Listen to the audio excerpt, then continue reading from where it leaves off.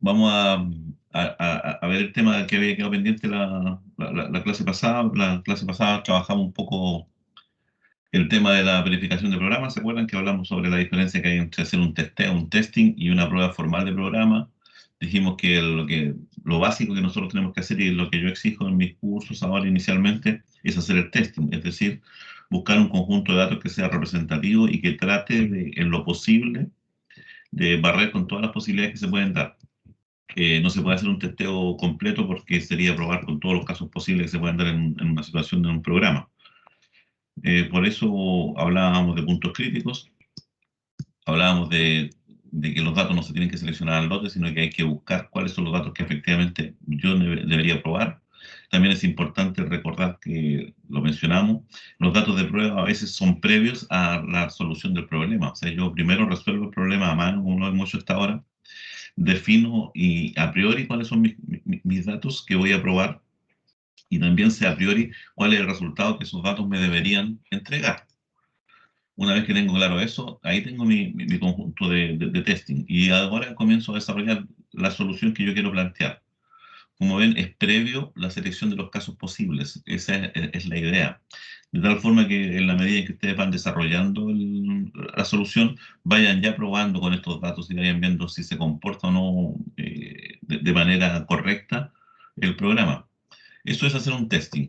Por eso se requiere un poco de experiencia, paciencia y probar nomás.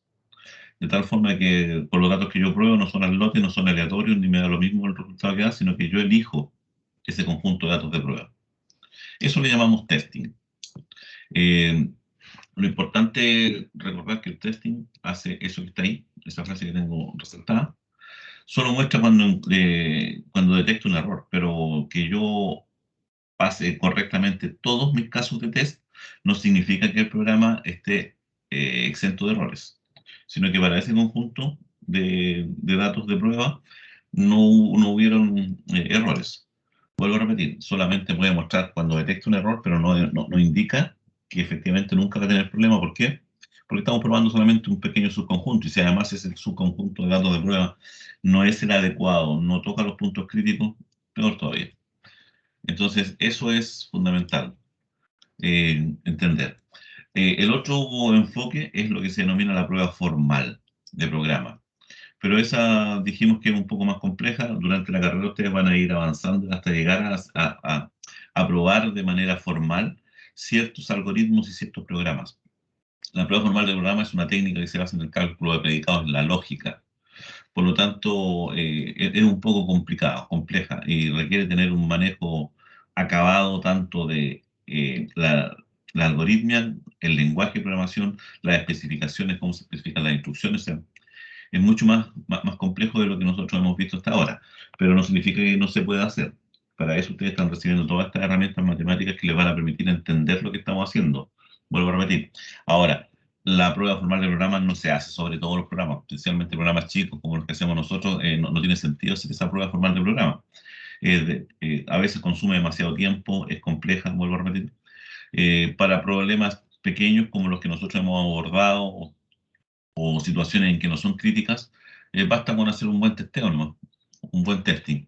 Generalmente la prueba formal se realiza o se deja o se guarda para aquellas tareas críticas, para aquellos programas que son muy críticos y que yo tengo que asegurar, por ejemplo, que no exista ningún tipo de error porque sería imposible repararlo.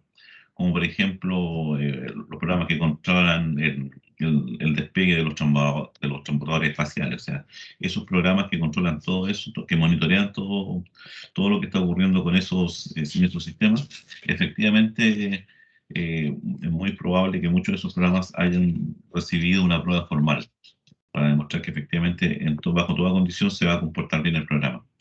Pero otros programas más pequeños, como por ejemplo saber si tu red está funcionando o no, esos programas chiquititos que realmente aparecen, generalmente se testean nomás, no se hace una prueba formal de programa. Eso es lo que vimos en la clase pasada, que quede bien claro. Nosotros en nuestro mundo lo que hacemos generalmente es un testeo. Es lo mínimo que se le pide a cualquier informático cuando entrega algún producto que haya testeado y que lleve un registro de las pruebas que hizo. Eso es fundamental. por eso en los ejercicios que yo les he planteado, estos proyectos de programación, siempre vienen unos ejemplos. Esos ejemplos son los casos de test, son el testing. Y vuelvo a repetir, solamente son algunos. Así que eso es lo que vimos en la clase pasada. Hoy día nos corresponde analizar un poco el tema de la documentación y, y finalmente, después de esto, la próxima clase, vamos a hacer una pequeña evaluación con alternativas, como las que hemos hecho anteriormente, pero que solamente van a hacer referencia a estos dos documentos que están publicados en el LMS, que ustedes ya los tienen desde la semana antepasada, que son esos dos documentos que están ahí, la prueba de programas y la documentación de programas. En función de esos, de lo que está escrito en esos dos documentos solamente, hago como 12 preguntas básicas como para que por lo menos me quede claro que entendieron lo que es la documentación, la importancia que tiene la documentación y la importancia y la forma en cómo se debe hacer un buen testeo. Eso es, por lo tanto, es una prueba chiquitita, online, con alternativas, así que tampoco es estresante, tampoco se van a quedar toda la noche estudiando, sino que basta con pegarle unas leyitas ¿no? a estos documentos y entender esto es sentido común generalmente. Así que vuelvo a repetir, lo otro para los que recién se integraron a la sesión, que llevamos, ¿cuánto llevamos? 7, 8, 9, 10, 11, 12, 13, 14, 15, 17, 18, 18 estudiantes. Vamos a hacer la clase como hasta las 9, 9 y cuarto, ¿no? Porque tengo que ir a una reunión con el vicerrectoría para ver unos temas de unas carreras. Así que lo voy a dejar, por eso quiero tocar el tema de la documentación nomás, para que quede zanjado. La documentación es un aspecto sumamente importante que todo el mundo le hace el quite. Eso ténganlo claro. Eh, Hacer una buena documentación, documentar significa explicar qué es lo que hace tu sistema, tu programa, cómo lo hace, para qué lo hace. Ese tipo de cosas. Y eso debe ser documentado. Documentado significa que tiene que quedar escrito en algún lado. Esa es la idea. Eh, ¿Qué posibilita hacer una documentación? ¿Qué posibilita tener la explicación clara de todo lo que he hecho? Que si ocurre algún error, alguna falla en el sistema, entonces fácilmente yo lo puedo reparar porque sé dónde atacar. Esto es como cuando ustedes compran una máquina, ¿cierto? Un equipo, un computador, una tarjeta, viene siempre con los manuales. Generalmente viene con el manual de uso y si algo falla, ustedes van al tiro el manual para ver si lo pueden reparar. Es la misma historia acá. Eh, y la documentación obviamente tiene que conversar, tiene que ir de la mano del desarrollo que yo he ido realizando sobre la solución que estoy planteando. Eso es importante. Además, también la documentación tiene que coincidir con lo que yo le entrego al usuario, es decir, la documentación de mi programa tiene que estar de acuerdo y actualizada con lo que yo le estoy entregando como programa. Muchas veces, no sé si a ustedes les ha pasado, pero cuando compran algún equipamiento, alguna máquina no de buena marca, les llega un manual que es genérico y que en el fondo a veces ni siquiera tiene que ver con lo que ustedes han comprado. Eso no debería ocurrir. Eh, ¿Y qué es lo que hay que entregar cuando uno termina un programa? Cuando uno termina un sistema. ¿Qué documentos debo yo en el fondo tener disponibles para entregar? Que debe ser obligación. Ayer me preguntaban, ¿y cómo hago esa obligación? ¿Cómo yo aseguro que, o cómo a mí me pueden obligar a que yo entregue eso? Fácil. Las empresas cuando los van a contratar a ustedes van a tener que firmar un contrato por desarrollar un software. Y en ese contrato siempre va especificado la entrega de la documentación adecuada. Y viene explicada claramente cómo tiene que ser entregada esa documentación. Esa es la idea. Ya, ¿qué documentos mínimos son los que debe entregar? Primero, hay tres documentos en términos generales.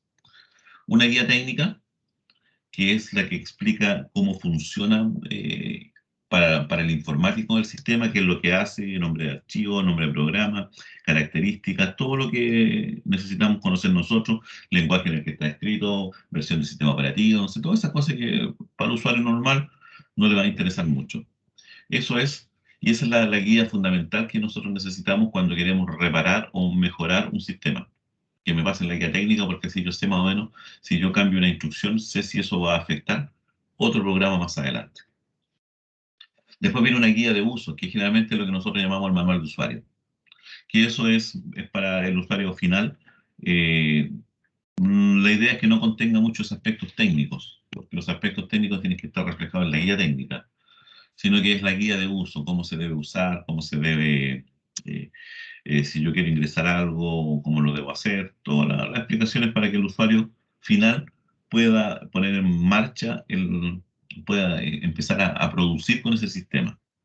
Y también viene un manual, generalmente, o una guía de instalación, que a veces esta guía de instalación, si el programa es simple, la puede hacer el propio usuario, o a veces esta guía de instalación está orientada a la gente que es más técnica.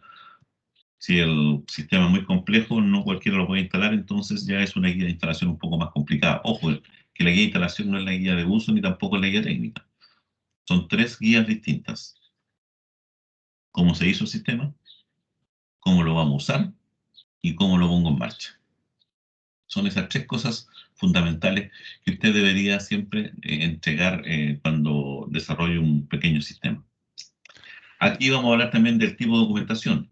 Nosotros vamos a hacer referencia a que existen dos grandes tipos de documentación. Uno es lo que se llama documentación interna y documentación, obviamente, externa. La documentación interna es aquella que va escrita ya en el mismo código, en el interior de los programas. Generalmente, como forma de comentario. Es lo que yo les pido a ustedes. Primera línea, que venga el nombre de las personas que hicieron la aplicación. Ya, eso es información o documentación interna. ¿Por qué? Porque está en el mismo código, en el mismo programa, está escrita ahí, no en un documento aparte. Eso es la documentación interna. En cambio, la documentación externa es aquella que se escribe en libros, en manuales, es externa totalmente al programa.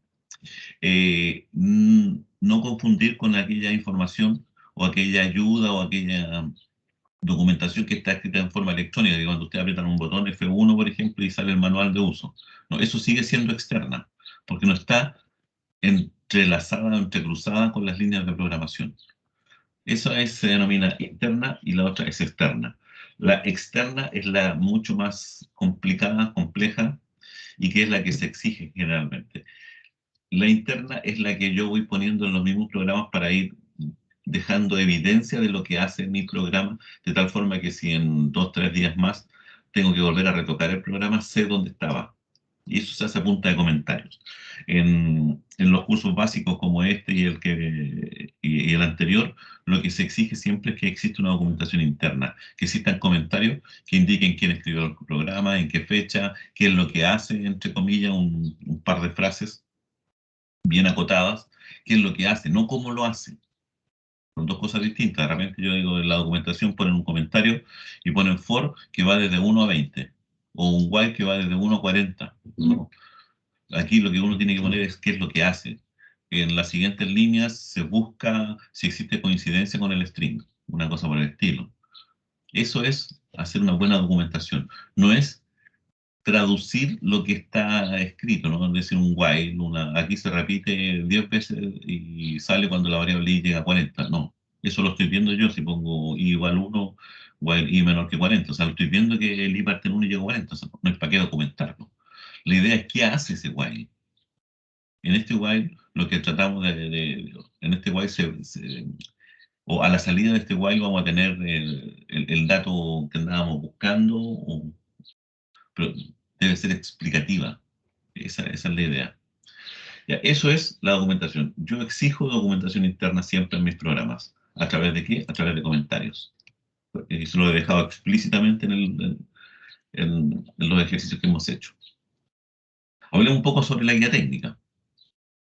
La guía técnica o manual técnico se refleja el diseño del proyecto, ojo, la codificación de la aplicación, es decir, el listado de los programas, y las pruebas realizadas para su correcto funcionamiento. Ojo, mínimo, miren, el diseño, es decir, el bosquejo que yo hice, ¿de acuerdo? Cuando yo hacía en mi tablet, hacía ese bosquejo, ese es el diseño. Generalmente se transforma, se traduce en un diagrama. Después viene la codificación del programa, es decir, las líneas de código. Y finalmente viene una explicación de cuáles fueron las pruebas que yo realicé para demostrar que el programa funcionaba. Eso es fundamental que ustedes lo tengan claro siempre. Esto es como una guía, como si yo quiero programar bien, tengo que seguir estas pautas. Eh, el objetivo fundamental de esta guía es facilitar tanto el desarrollo como las correcciones futuras. Eso es lo importante. Yo aquí le explicaba a sus compañeros, yo cuando desarrollo de software en la empresa. Recuerden que trabajé en una empresa gigantesca que desarrollaba software para Estados Unidos, era una empresa norteamericana. Desarrollamos todo el software que se usaba en Estados Unidos para el monitoreo de alarmas. Y lo primero que me tocó a mí, el primer proyecto que tuve que hacer era una modificación, una mantención a unos sistemas que tenían que monitorear las alarmas de unos sistemas específicos que tenían que ver con la apertura y cierre de tiendas allá en Estados Unidos. Eh, y me tocó incorporar una modificación y cuando yo llegué lo primero que pedí fue dónde estaban los manuales, tanto de uso como la guía técnica para poder saber cuántos programas son los que debía intervenir, que eran como 20 programas que tenían que estar relacionados entre ellos, por lo tanto no podía llegar y tirarme y modificar uno que yo creía y esperar a que funcionara, no. Había que hacer todo un análisis, por lo tanto solicité la guía técnica y no estaba, no existía. La persona que había hecho las últimas mantenciones existía en realidad, pero estaba totalmente desfasada. Llevaba como 4 años de desfase y se habían hecho un montón de modificaciones y por lo tanto lo que estaba escrito en la guía técnica no correspondía a lo que se estaba ejecutando en ese momento. ¿Y cuál fue el grave problema? Que el proyecto se tuvo que retrasar en una semana, casi 4 o 5 días, porque lo primero que debía hacer yo, efectivamente, es generar la documentación. Por lo tanto, tuve que investigar y probar programa por programa y revisar código por código, línea por línea, ver qué es lo que hacía el sistema para generar toda esta información. Y una vez que tenía todo listo, en el diseño sabía que de los 20 programas, quién se relacionaba con quién, qué datos le pasaba a otro, qué datos recibía de otro. Revisé la codificación, que no hubiera líneas que estuviesen raras, porque a veces la gente mete líneas que están para enredar, pero no para facilitar, líneas que no hacen nada, se llaman líneas dummy, que en el fondo lo que buscan es enredar para que la persona que lo vaya a analizar se demore más, ¿no? Había todo ese tipo de cosas y yo demoré casi una semana o 4 días, efectivamente, en generar documentación para recién poder hacer la prueba. Entonces, por eso es importante, y una vez que me pasó eso, yo supe la importancia que tiene la documentación. No perdí tiempo y no perder tiempo y saber inmediatamente a dónde atacar. Eso es fundamental. Generalmente este documento está diseñado para personas con conocimiento en informática, generalmente para nosotros, los que desarrollamos, los programadores. Facilitar el desarrollo y futuro mantenimiento, como dijimos, ese es el objetivo. Y generalmente esta guía está compuesta por tres apartados claros. Primero, la descripción técnica, que los españoles le llaman el cuaderno de carga, que es donde queda reflejada la solución y diseño de la aplicación, que en el fondo es el diseño, es el dibujo que yo hacía generalmente en mi tablet, con palabras o puede ser con un diagrama. Ustedes generalmente es a través de diagramas la solución planteada. Generalmente es un diagrama que muestra más o menos la relación que había entre los 20 programas que decía yo, ese más o menos. Bueno, esto está destinado únicamente a Profesor, nosotros. ¿Sí? diagrama de flujo. No, en realidad diagrama de proceso más que de flujo. Vuelvo a repetir, esto es documentación ya externa, por eso durante toda la carrera también vamos a ir avanzando. Se supone que el próximo semestre vamos a ver UML, que es donde vamos a trabajar un poco cómo se hacen estos diagramas. Pero ahora entienden ustedes que son diagramas que me posibilitan entender cómo funciona nomás. Les pueden llamar diagrama de flujo inicialmente si quieren, no hay problema, pero en el fondo son diagramas de procesos. Después de eso, viene la descripción de los programas fuentes. Aquí es donde ponen los listados. A veces piensan las personas que hacer la documentación única y exclusivamente es listar los programas y mostrarlo y ponerlo y archivarlo. No, ya tiene otra parte. Esta es una parte solamente, eh, el listado de los programas. Ese es fundamental. Finalmente, la codificación viene y después viene una pequeña explicación. Si está bien codificado y alguien sigue normas de programación, es muy fácil que de la codificación podamos saltar a un documento rápidamente. O sea, que traduzcamos a palabras lo que hace el programa. Esa es la idea. Y finalmente viene un documento con las pruebas que se realizaron, especificar todas las pruebas que yo realicé. Probé con estos datos y obtuve ese problema o no hubo problema y todas las cosas. O probé inicialmente con este dato y se detectó este problema, por lo tanto se revisó y se modificó el programa 25 que estaba generando el error, se volvió a testear con el dato y efectivamente ahora sí realizaba o da respuestas correctas. Pum. Y lo dejamos especificado nomás. Eso es, por lo tanto tenemos en la guía técnica inicialmente la descripción técnica, es decir, el diseño, la codificación y las pruebas que yo hice. Eso es la guía técnica, es la guía para nosotros, para los informáticos. Después viene la guía de uso, que la guía de uso es el manual de usuario. Y aquí generalmente nosotros hacemos bosquejos y después se los pasamos a diseñadores, a publicistas, a profesores de castellano para que lo escriban bonito, porque es el manual del usuario. O a traductores si queremos que el sistema te aparezca el manual en inglés o cosas por el estilo. Ese es el manual. Y contiene toda la información para que los usuarios utilicen correctamente la aplicación. Ese es el manual de usuario. Generalmente este documento se debe generar a partir de la guía técnica, pero hay que suprimir todos los tecnicismos. Ahí no podemos hablar de programas, de sistemas, de archivos, nada. Ahí lo que hablamos son fases, son procesos, son los datos, cosas por el estilo. De tal forma que sea entendible por el usuario, que no sea experto en informática, que no tenga la más mínima conocimiento de informática, debemos tenerlo preparado. Un punto a tener en cuenta en su creación es que no debe hacer referencia a ningún apartado de la guía técnica, es decir, no puede decir vaya a la página 25 de la guía técnica, no, no, porque la guía técnica es para los informáticos y no para los usuarios, sino que ahí generamos caos. Esa es la idea. Ahora, si quieren ustedes agregar palabras técnicas, entonces tienen que poner lo que siempre ocurre en cualquier documento técnico, un glosario al final. Si es que no queda otra alternativa que efectivamente eh, les no existe otra palabra o no quieren ustedes inventar otra palabra, entonces la pueden usar técnica, pero al final tienen que poner en el glosario qué significa esa palabra. Esa es la idea. Y después viene la guía de instalación. En la guía contiene la información necesaria para implementar dicha aplicación. Ojo, dentro de este documento se encuentran instrucciones para la puesta en marcha, para la instalación, la primera vez, que hay que abrir las bases de datos, hay que llenarlas, tiene que estar el archivo en tal dirección, todas esas cosas. Dentro de las normas de utilización se incluyen también las normas de seguridad. También, generalmente hay que hablar sobre seguridad, qué pasa con los datos. Estamos hablando aquí de seguridad de la información. También si, si el sistema que ustedes están desarrollando involucra instalación de equipamiento, no solamente de programas, sino de equipos, y entonces tengo que poner todas las seguridades, tanto físicas como de datos, seguridad física, efectivamente si estoy instalando un nuevo servidor, que el voltaje sea el adecuado, el amperaje que consumen cada una de estas máquinas sea el adecuado y no se producen cortes, que esté lejos del agua, que no le dé directamente el aire acondicionado porque genera humedad.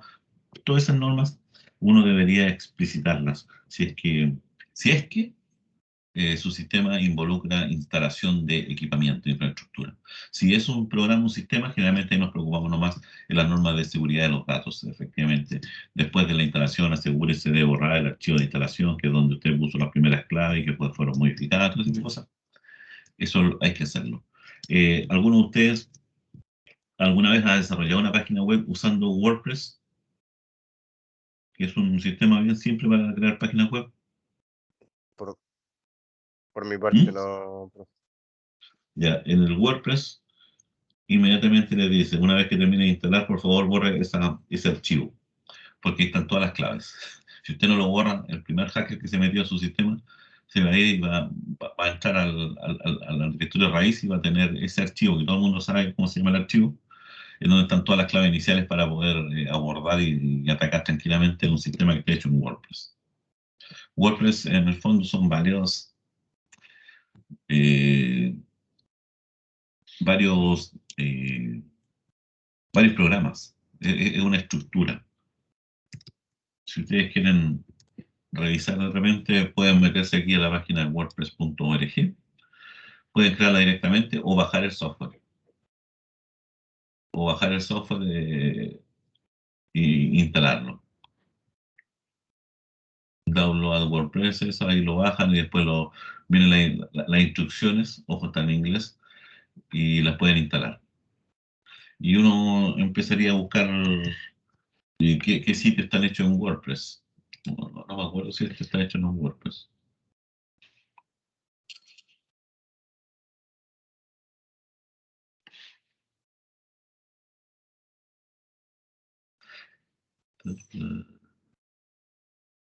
Aquí estoy viendo el código yo de la página web. Ese es el fondo de la imagen.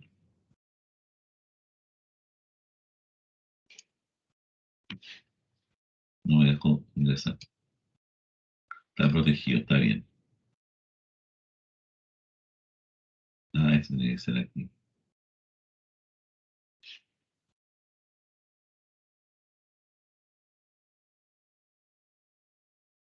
No nos deja ver. Está bien protegido, está seguro. Si el sistema no estuviera seguro, yo tendría esa imagen. Aquí uno podría empezar a darse cuenta si eso no, este no es un WordPress, es una aplicación que está hecha. Y ahí ustedes pueden buscar la universidad o la página que quieran. Esa es la competencia. Este es WordPress, por la estructura. WordPress siempre parte de una carpeta llamada Content dentro del tema, y el tema que está usando se llama Meet Theme. Meet Theme. Meet Theme. Meet Theme. Meet Theme. Entonces, Theme. Meet.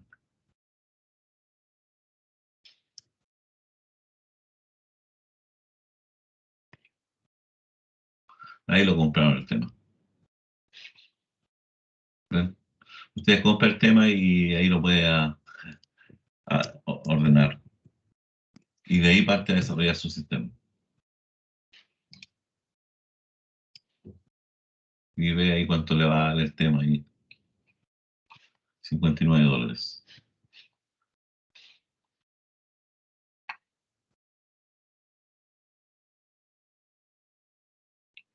Y ahí se pueden ustedes entretener, ¿ven? Se dan cuenta que solito ustedes se van a meter nomás. Ese es el icono de la talca, eso a nosotros no está bloqueado, por lo tanto tiene más seguridad.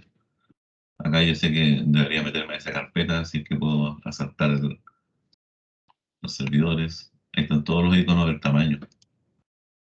Cada vez más grande el tamaño del icono. Este es el favicon.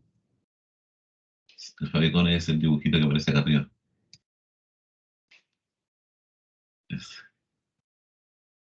Ese.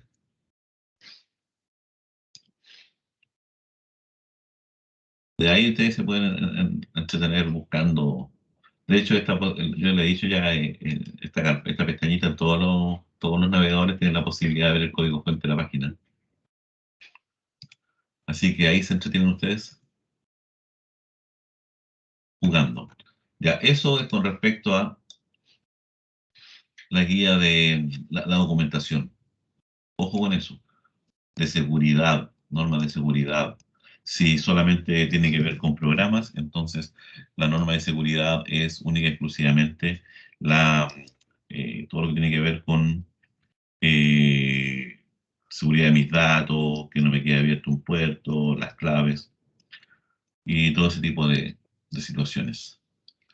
Eh, Eso es lo que yo tenía que comentarles rápidamente con respecto a la guía de instalación y la documentación. También hay un documento adicional, que ese quiero que ustedes le peguen una leída nomás, que ya tiene que ver única y exclusivamente con la documentación externa. Aquí no hablamos mucho de la documentación interna. Todo lo que ya les dije, cuál es la idea. Usted como ingeniero siempre va a tener que preocuparse de la asignación de los recursos cuando sea jefe de algún área, preocuparse de cómo está la plata, preocuparse de los materiales que tiene, preocuparse del factor humano y del tiempo. Y usted va a tener que hacer magia con todas esas cosas. A veces tenemos poca plata, hartos materiales, pocos trabajadores y poco tiempo. ¿Cómo optimizamos eso? Esa es la pega del informático. No solamente escribir programas.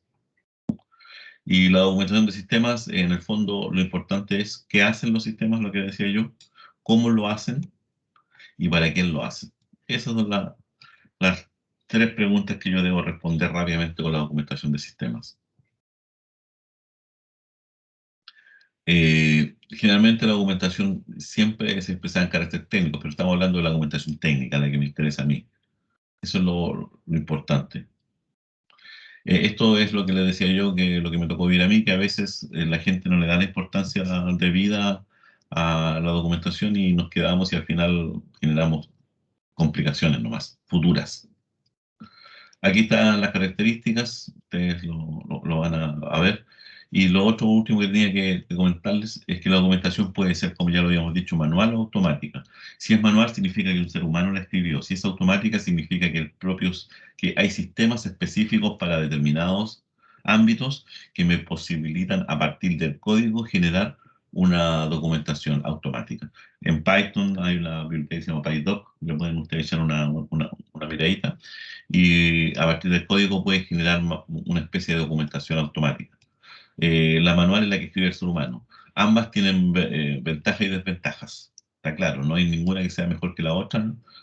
Todas tienen una cosa distinta.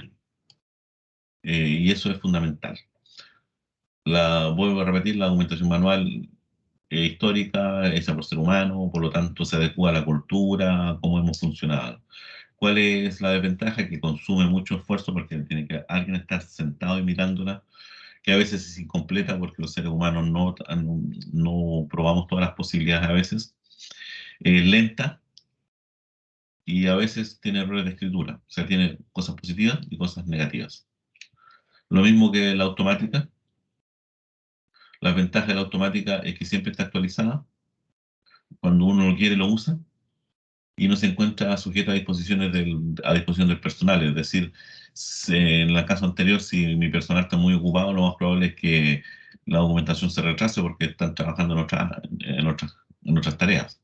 En cambio, la ventaja de la automática es que usted aprieta un botón y se genera de forma automática, valga la redundancia, la documentación. ¿Cuál es el problema? Que consume hardware, recursos de hardware, es decir, CPU, porque tiene que estar haciendo una tarea adicional a lo que estaba haciendo el sistema. Si son sistemas críticos, efectivamente no se genera documentación automática en los sistemas críticos. ¿Por qué? Porque el sistema tiene que estar preparado, o el procesador única y exclusivamente para responder los requerimientos del sistema y no perder bytes o perder bits generando documentación. Y a veces no está disponible para todas las plataformas, no existe para todas. Y además no es explicativa porque lo único que hace es trata de traducir un poco lo que se entendió nomás. Bueno, ahora con la inteligencia artificial han surgido nuevas documentaciones que son un poco más explicativas, pero aún así la documentación manual es un poco superior en este aspecto. De aquí las funciones que va a tener, que es la que ya hemos mencionado,